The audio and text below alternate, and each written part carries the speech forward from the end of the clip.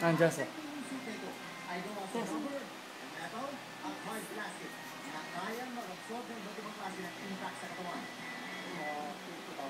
50,000. Alam mo na mga misis ko ng hangin yan? Okay, parang, goodness, 50% discount to, honey. Kung susumayin, mahigit 100,000 pesos ang halaga ng racing gears pa lang nito. The Power Ranger look just for it's really to save your life.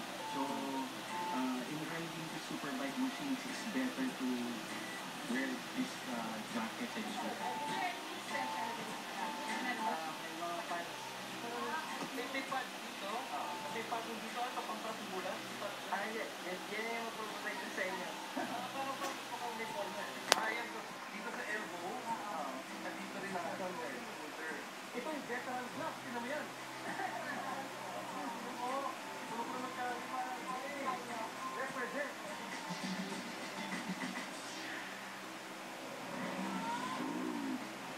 Ang challenge natin ngayong gabi ay makapatakbuhan pa na halimaw na big bike na ito, ang Monster.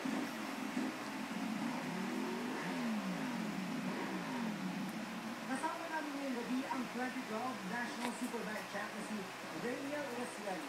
Siyempre yung balance sa tuwing talaga